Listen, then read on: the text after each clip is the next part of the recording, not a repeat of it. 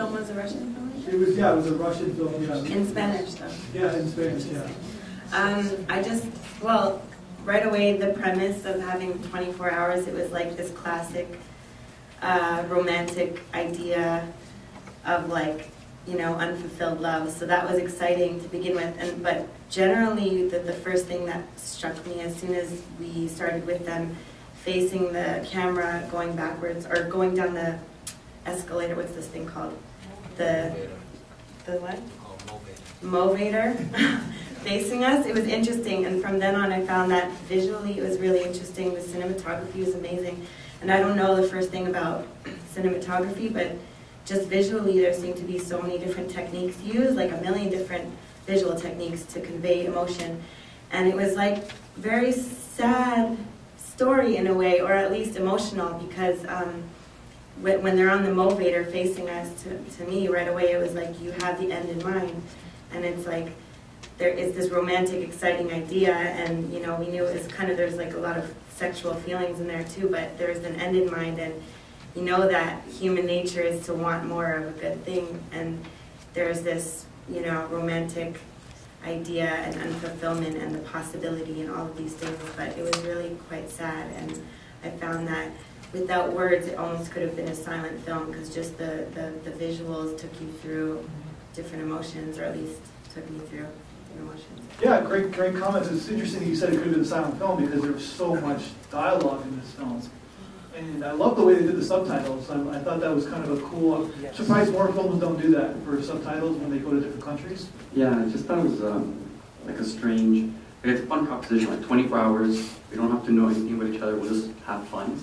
But it became so deep and emotional, and then yet there's a longing for it. It reminded me kind of Those from Underground, where the main character has a prostitute, and then he wakes up and just talks with her. And it's like, you have one night, so it's just fun, almost like a fling, but then it's so serious, and they're, you know, having these deep talks, what do you think of this, all this, like, but it's gone. So it's like, it was just a fling for, 24 hours, but they made it so intense that juxtaposition was kind of awkward. I mean, for him, because he left. I thought this was beautiful. It had the look of, like, it had the color and the softness of, like, it reminded me of her. And then it had, like, and then that whole 24-hour thing was kind of like reminding me of, like, before sunset, sunrise. But I feel like the dialogue didn't really, I don't know, maybe it's because I was comparing it to Before Sunset, but the dialogue didn't get to me. It wasn't as deep as I would like, but I don't think it really, like someone else said, I don't think it needed that. It was just more like just the looks they gave each other, and how, you know, just all that emotion without even saying anything was just so beautiful. Yeah, this comment is in the same vein. I was just struck by the magical atmosphere that was created when they were together. I don't think I've seen anything quite like it, and I can't even figure out everything about how it was done. But I know I was very moved in that way. It was such a dream, the time they spent together, and then when she was gone, the start, like, oh, was that real, or, you know? So I just really appreciated how that atmosphere was created. Notice that they never kissed each other. In the film, we never saw them kissing each other, which was a great choice for them to make.